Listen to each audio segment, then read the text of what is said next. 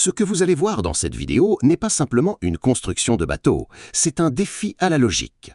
Imaginez que dans cette vidéo, nous allons voir un navire géant construit uniquement par les mains d'ouvriers pakistanais, sans machines modernes ni technologie. À l'ère de l'intelligence artificielle, il y a encore des gens qui construisent des monstres qui fendent les océans avec leurs seules mains. Pas dans de grandes usines, pas avec des technologies complexes, mais dans des ateliers simples sur les côtes du Pakistan. Tout leur travail repose sur un savoir-faire et des compétences transmises de génération en génération. Ce ne sera donc pas un travail ordinaire, c'est un projet colossal qui commence avec du bois brut et vous le verrez se transformer devant vos yeux, pièce par pièce, jusqu'à devenir un navire gigantesque. Il est impossible de voir ça et de croire que ce sont des humains ordinaires qui l'ont fabriqué. Le commencement de ce navire géant passe par les troncs d'arbres. Dans l'artisanat naval, on n'utilise pas n'importe quel tronc. Il faut qu'il soit grand et épais, en bois dur et solide, droit et long, sans aucune fissure ou défaut pour résister à la pression et à l'eau. Parce que la réussite de tout projet dépend de bases saines. Après vérification de toutes ces caractéristiques, le tronc commence à être mis au travail et transformé en pièces de bois, matière première du navire. La première chose qu'ils font est de le passer dans la machine à écorcer les troncs. Une machine primitive et très simple, constituée d'une lame qui retire l'écorce du tronc pour nettoyer le bois et enlever l'écorce qui contient des impuretés, de la terre et des insectes. L'avantage est qu'elle facilite la découpe, le façonnage et le sciage. Le tronc devient ensuite plus lisse et plus facile à travailler, ce qui améliore la qualité du bois car l'écorce extérieure peut contenir de l'humidité ou des défauts. Ensuite, le bois est prêt à la prochaine étape, comme la découpe ou l'assemblage avec plus de précision. Au Pakistan, on utilise le bois de teck pour construire les bateaux en bois traditionnels. Ce bois est choisi spécifiquement parce qu'il est solide et durable, supporte des lourdes charges et contient des huiles naturelles qui le rendent résistante à l'humidité et à l'eau de mer en particulier, ce qui est très important, prolongeant ainsi sa durée de vie dans cet environnement très hostile, surtout que le navire est continuellement exposé au soleil et à l'eau. C'est donc un bois idéal. Un autre avantage est qu'il résiste mieux aux champignons et aux insectes que tout autre bois. Après que les troncs ont été écorcés et sont prêts, ils commencent à les couper en morceaux de différentes dimensions selon la forme et le design du navire qu'ils vont construire. Avant toute coupe, les artisans tracent chaque ligne à la craie sur le bois, ou utilisent la règle en bois traditionnelle pour s'assurer que les dimensions sont exactes. Chaque ligne tracée ici a son calcul, que ce soit pour produire une partie droite ou une pièce qui suit les courbes du corps du navire. Dès que les lignes de coupe sont définies sur les troncs, vient le tour des ouvriers pour la phase de découpe proprement dite. D'abord, ils utilisent des scies électriques, des scies circulaires, qui les aident à couper les grands troncs rapidement et avec puissance selon les lignes tracées. Mais pour certains bateaux traditionnels qui exigent plus de précision, ils utilisent des scies à ruban. Ces scies leur donnent plus de contrôle sur l'épaisseur de la pièce et produisent des coupes plus nettes et plus lisses sur les bords, ce qui est très important pour que chaque pièce de bois soit adaptée à sa place dans la structure du navire, sans nécessiter beaucoup de retouches. Ensuite, vient une étape très importante, le séchage. Chaque pièce de bois doit sécher naturellement pour que son taux d'humidité se stabilise, car si le bois contient encore de l'eau, il peut se courber ou changer de forme avec le temps après l'assemblage, ce qui affecte alors la forme et la solidité de la structure du navire. C'est pourquoi les artisans laissent le bois sécher naturellement, dans un endroit ouvert et bien ventilé, à l'abri de l'eau directe. Ce processus de séchage peut prendre du temps, mais ce temps est absolument nécessaire pour que le bois atteigne la phase de stabilisation. Lorsque l'humidité diminue et se stabilise, le bois devient plus solide. Les artisans ici connaissent bien leur métier et ne font pas sécher le bois rapidement ni avec une chaleur élevée, car un séchage rapide peut laisser des fissures à l'intérieur du bois sans qu'elles apparaissent à l'extérieur. C'est pourquoi ils préfèrent le séchage naturel, qui est la meilleure option dans ce cas. Après que le bois est prêt, ils commencent à le répartir selon son utilisation dans le navire. La pièce la plus solide et la plus épaisse va à une partie très importante, la quille, considérée comme la colonne vertébrale du navire sur laquelle tout le corps est construit, car c'est elle qui porte le reste du corps. Les autres pièces sont préparées pour d'autres usages, comme les couples qui forment la forme intérieure du corps du navire, les cadres qui maintiennent ensuite la structure du navire, et enfin les planches latérales qui recouvriront l'extérieur du navire. La phase de découpe est considérée comme la phase la plus importante de toute la construction, car c'est elle qui détermine dès le départ la forme et la solidité du navire. La précision de la coupe, le choix de l'emplacement de chaque pièce et la qualité du bois lui-même, tout cela détermine la capacité du navire à résister à la mer et combien d'années il vivra et fonctionnera sans être affecté par l'eau ou la pression. C'est pourquoi, malgré l'existence d'équipements modernes, les artisans s'appuient encore ici sur leur expérience et leur regard pour s'assurer que chaque pièce de bois prend la bonne place et remplit sa fonction principale, avant même d'être posée dans la structure principale du navire. Au Pakistan, la partie la plus importante dans la construction des bateaux en bois traditionnels est la quille ou la poutre principale, considérée comme la véritable colonne vertébrale du navire, car toutes les parties du corps y sont fixées ou l'équilibre est construit sur elle. L'idée ici est que le travail ne repose pas sur des catalogues ou des designs d'ingénierie modernes, mais sur un système d'expertise accumulé au fil des générations. Les maîtres artisans s'appuient sur l'œil et la mémoire pratique construits au fil des années de travail, plutôt que sur des dessins numériques. À la place des tableaux, ils utilisent des outils très simples mais extrêmement précis entre leurs mains. Un niveau à eau, pour s'assurer que le corps est bien horizontal, un fil à tracer pour définir la rectitude et les lignes, des rabots de bois et aussi des cales en bois pour la fixation temporaire. L'appui principal ici n'est pas tant sur l'outil lui-même que sur l'œil et l'expérience de chaque artisan présent. C'est lui qui commence à remarquer tout déséquilibre ou inclinaison, même minime. Pour fixer les clous qui consolideront la quille du navire, il a utilisé le vilebrequin à main courbée, un outil très ancien qui présente de nombreux avantages, car il permet un contrôle supérieur du perçage.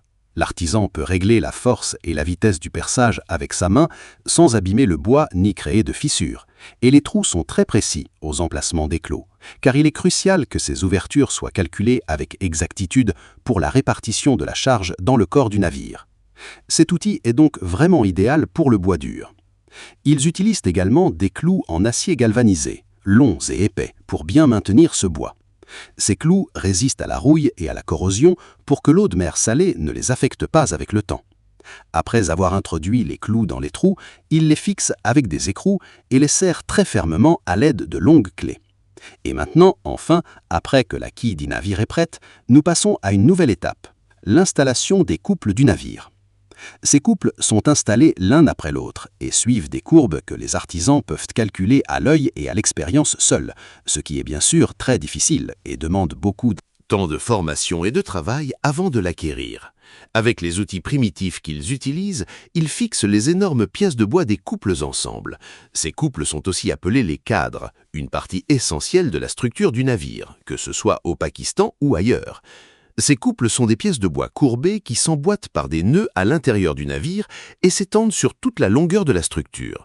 Vous les verrez comme une cage ou un squelette du navire lui-même. Ils donnent au navire sa forme courbée, supportent et répartissent tout le poids du navire et relient également la quille aux planches latérales, maintenant le corps du navire stable et solide. Vient ensuite le processus de planchéiage du navire. Ces planches sont posées et collées très étroitement les unes contre les autres pour qu'il n'y ait aucun espace, et les joints sont travaillés avec précision pour éviter toute infiltration d'eau quand le navire sera mis à la mer. Vient maintenant une étape très importante dans ce métier, les planches de lisse. Ils doivent retourner à la machine à écorcer pour prendre de larges et solides planches de bois et les transporter vers le navire, planche après planche. Pour faciliter le transport de ces grandes planches, ils avaient laissé une ouverture dans le navire par le bas, servant de liaison entre l'intérieur du navire, les artisans et le bois, ce qui leur a économisé un grand effort et beaucoup de temps. Et maintenant, le navire qui n'était que des troncs d'arbres commence à prendre forme. Son allure et son design commencent à apparaître. Après avoir transporté ces énormes planches de bois à l'intérieur du navire, celles-ci nécessitaient des ajustements et de retouches, comme le rabotage et le lissage. Ils utilisent ici des ciseaux à bois et des scies à main pour faire des angles biseautés afin qu'ils s'adaptent aux courbes et aux dénivelés de la structure du navire. Ces planches s'appellent les planches de lisse. Elles sont installées dans la partie supérieure du corps du navire. L'avantage de ces planches est qu'elles servent de puissants supports pour le corps du navire par le dessus, rendant le bord supérieur de la structure plus solide et plus cohérent et protégeant contre l'entrée de l'eau par le dessus, car elles forment comme une barrière en haut du bordé du navire, réduisant ainsi la pénétration de l'eau à l'intérieur lors des vagues ou des secousses. Tout cela empêche les flancs du navire de s'ouvrir ou de s'affaiblir sous la pression. On y fixe également d'autres éléments comme des cordages ou parfois des parties du pont, ce qui en fait un élément essentiel dans la construction. Les artisans ne se sont pas contentés d'installer ces renforts dans la partie supérieure du navire. Ils fixent également des renforts sur le pont du navire lui-même pour renforcer la solidité et la rigidité de la structure. Le pont n'est pas qu'une simple surface, c'est un élément structurel important qui relie les deux côtés ensemble et maintient le corps du navire cohérent. Il aide grandement à répartir les charges. Tout poids, que ce soit des personnes, des marchandises ou des équipements, permet de répartir cette pression de façon équitable sur toute la structure du navire. Des équipements ou des marchandises est réparti sur lui, ce qui empêche la pression de se concentrer en un seul point et d'endommager la structure. Le pont fonctionne également comme un support principal protégeant la structure intérieure elle-même des eaux de mer et des vagues, préservant ainsi la sécheresse des équipements et des marchandises. Lors du travail en mer, protéger ses équipements et marchandises est d'ailleurs la chose la plus importante pour les marchands dans chaque navire. Ici, les artisans ont utilisé l'acier électrique pour créer des ouvertures dans les renforts très durs, qui nécessitaient plus de temps et d'efforts. L'acier électrique leur a donc beaucoup facilité la tâche. Il y avait une très grande pièce de bois qu'ils ne pouvaient déplacer qu'à l'aide d'une grue en raison de sa grande taille et de son poids lourd. Et bien sûr, toutes ces pièces de bois étaient fixées avec des clous et des marteaux, et ils vérifiaient leur solidité à plusieurs reprises. Si une pièce était lâche, ils revenaient enfoncer les clous et la recalibrer. Ils utilisaient également la grue ici pour soulever les grandes planches de bois et les fixer ensuite à leur emplacement approprié. Cet outil économise un énorme effort à l'artisan. Si une panne survient, un autre artisan monte sur le navire pour vérifier la planche de bois lui-même. Dès que la structure du navire est terminée, il commence à poser les planches de bois du pont lui-même. Le bois du pont est sélectionné parmi un type séché dans le cœur de four pour qu'il ne se déforme pas quand il est exposé au soleil. À l'eau, chaque planche est ici rabotée au ciseau ou à la scie, puis installée dans la rainure du pont selon un angle biseauté pour que les joints soient propres et fermés. Les planches du pont sont posées une à une et généralement ils commencent par l'arrière et continuent jusqu'à l'avant. Pour s'assurer que ces planches sont bien maintenues dans la rainure, ils utilisent de grandes pinces qui compriment les planches en place avant d'enfoncer les clous ou de visser les boulons. Dans les bateaux pakistanais, on utilise généralement une méthode de fixation double, combinant les clous ordinaires et les pinces en certains points afin d'empêcher ces planches de se soulever de leur place quand le navire heurte de hautes vagues. Après avoir fixé les planches, ils commencent à les poncer soigneusement pour éliminer toute saillie ou différence entre les planches et rendre la surface lisse et uniforme. Pour éliminer les excédents comme les éclats de bois, les traces de coupure et les clous qui pourraient légèrement dépasser, ce qui rend l'aspect du navire plus propre et plus harmonieux. Et pour préparer la surface et la rendre lisse, ce qui aide la peinture à bien adhérer et à être uniforme. De plus, une surface lisse facilite le mouvement du navire dans l'eau. Vient maintenant la dernière étape de ce long voyage, la peinture. Mais la peinture sera un peu différente. Ils n'appliquent pas une peinture ordinaire, car la peinture, pour eux, n'est pas juste une question de couleur, c'est un processus de protection complet. Ils utilisent des fibres de verre, les étalent partout, ici, puis appliquent de la résine époxy par-dessus pour les fixer. C'est la nouvelle méthode qui est utilisée de nos jours. Pourquoi utilisent-ils la fibre de verre? Est-ce la meilleure option? Oui. C'est la meilleure, et elle est aussi très importante, car la fibre de verre crée une isolation totale contre l'eau. Après séchage, elle se transforme en une couche dure sans aucun pore, empêchant la moindre goutte d'eau d'atteindre le bois. Cela protège de la pourriture interne, qui représentait autrefois le plus grand danger pour les bateaux en bois. Ces fibres combinées à la résine époxy donnent à la structure du navire une rigidité supplémentaire et la rendent résistante aux chocs et aux égratignures qui résulteront ensuite du frottement contre des rochers ou des quais ou, à Dieu ne le plaise, si un navire heurtait un autre navire. Autrefois, les marins devaient tisser le navire chaque année pour le peindre au goudron.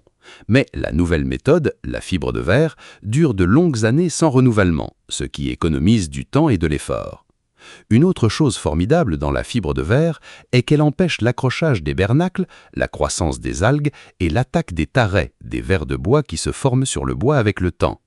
Ce problème était autrefois très difficile et détruisait de nombreux navires. Ensuite, ils ont peint le navire avec de la peinture époxy. Ordinaire qui lui a donné un aspect vraiment impressionnant et a encore renforcé cette protection. En regardant maintenant ce navire, après tout ce que nous avons vu, vous réalisez qu'il ne s'agit pas simplement de bois empilés les uns sur les autres. C'est une histoire de travail, de patience et d'expérience de longues années. Du simple tronc d'arbre à quelque chose d'assez grand pour fendre la mer et affronter sa puissance, chaque étape était réalisée avec précision et avec l'œil d'un artisan avant tout outil. Et bien que le monde entier se tourne vers la technologie, les ouvriers du Pakistan, avec le minimum de moyens, prouvent encore que l'homme, avec ses seules mains, peut accomplir de véritables miracles, et que l'expérience elle-même est plus puissante que n'importe quel outil. Je n'arrive toujours pas à croire ce que je viens de regarder. Des ouvriers pakistanais qui construisent un navire géant avec leurs mains, sans aucune technologie moderne, en transmettant un savoir millénaire de père en fils. Ce qui m'a le plus frappé, c'est qu'ils n'utilisent même pas de plan d'ingénierie, juste leur œil, leur mémoire et leur expérience. C'est de la magie pure.